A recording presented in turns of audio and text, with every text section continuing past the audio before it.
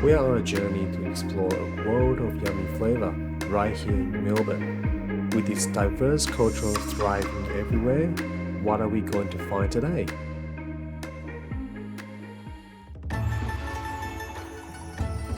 We are traveling to Box Hill today, home of the largest Chinese community in Melbourne. And it is right here we're going to find a different kind of Malaysian dish, one that doesn't usually make it to the menu in Malaysian restaurants. It is called Bak Kut Teh. Okay, we have our friend Coby here today with us to test this famous Bak Kut Teh. Hello. Our guest today is Coby from Sarawak, Malaysia. He's a psychotherapist working with people from diverse backgrounds. It has been more than a year since he traveled back home to Malaysia, and let's hope today's Bak Kut Teh can heal some of that homesickness. So today we're gonna have Malaysian Bak Kut Teh. Bak Kut Teh. So what does Bak Kut Teh mean? The word bak means pork meat. Kut means boned, and then teh means tea. So this whole Bak Kut Teh soup is made of a combination of different herbs and tea. But in Malaysia, it's called Bak Kut Teh. A direct translation, it's called pork bone tea.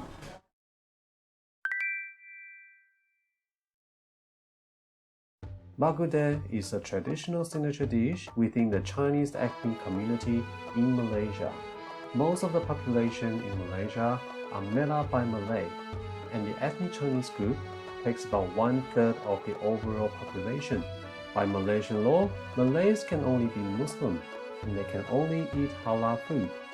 Our feature today, Bak Kut Teh, is made with pork ribs, which is a no-no for Muslim, because pork, or babi in Malay language, is considered a dirty, unholy being, and they will avoid touching it by all means.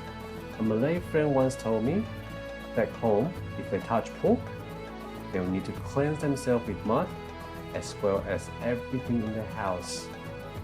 And of course, different regions may treat this differently.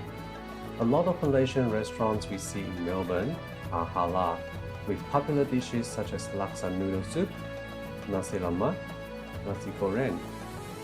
And most of them will have choices of chicken, beef, or seafood variation, but you will never see them with pork.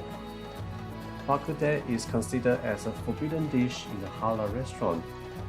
Even its name is considered illegal under Islam law, because Bak Kut means pork ribs. If you have Bak Kut Teh with chicken, Bak Kut Teh with beef, you still have the wording Bak Kut in it. Now back to Bak Kut Teh. Coby, show us how to order. So there are a lot of choices here. Normally you will go with this one, and then you will go with this one, Chinese donut, and then you go with the vegetables. So the three of them are always come hand in hand together. But if you are into dry Bak Kut Teh, so this is also a very good one. But normally when we have Bak Kut Teh, we try to have it with soup. So that soup is full of flavor, full of herbs, and it's quite beneficial for health. So when you go back home, do you have it all the time? I don't have it all the time because it can be quite heaty. Yeah. So if your body is quite heaty and you have it all the time, it's going to cause more damage than benefits. So you can have it once in a while. There are many different stories about Bak Kut Teh's origin, one of which was set back in the 18th century. There were many people working as miners. Due to long hours spent in a cold and wet environment down at the mines, many miners fell ill. One of the mine owners also practiced Chinese medicine, but he came up with the herbal pork bone soup, the Bak Kut Teh. He shared the Bak Kut Teh with the miners. The soup was warm, nutritious, and delicious, and it has become a signature dish within the Malaysian Chinese community ever since.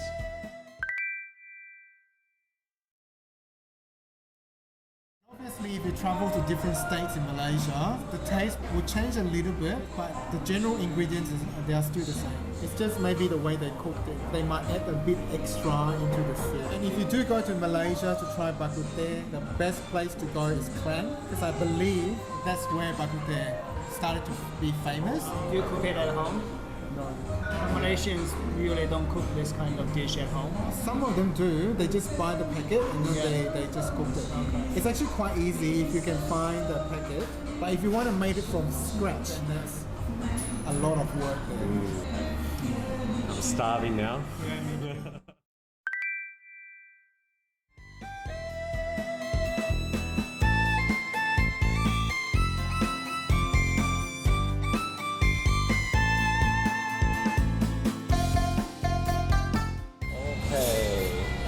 Bak Kut Teh 来了。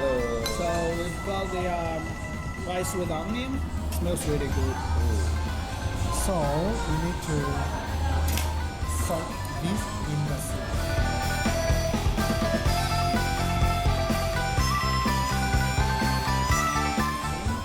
And then just let it soak. And then Very simple. so you get some meat. You just put it in here with the soup together.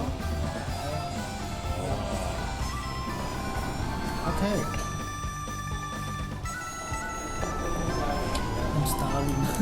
好饿。 Really good. The dry one is coming.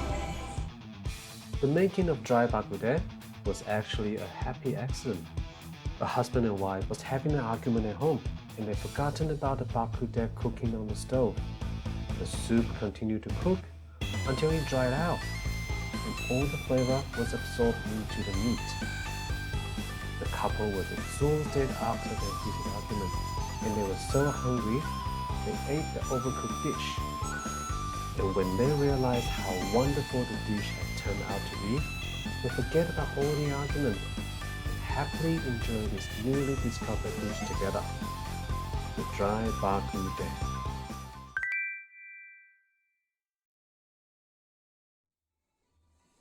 So full.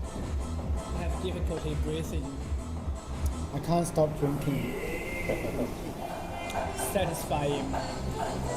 Where would you rate this from 0 to 10? I'll give it 8.5. For me, it's 9. Located on the outskirts of busy Box Hill business area, Bak Kut Teh King is on White Horse Road. It's about 5 minutes walk from Box Hill train station or 3 minutes from the very last stop of tram 109.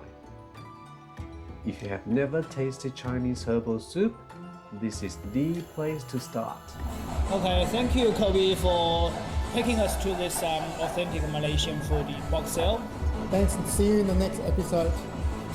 My name is Coby. I work in different areas, especially in mental health. I can speak in different languages. That includes Mandrin, Cantonese, Malay, obviously English. So there are some of the languages that I can speak quite fluently, in counseling in multiple languages. Thank you for joining our table today. If you do enjoy this episode, please like, share and subscribe to our channel. See you at the next meal.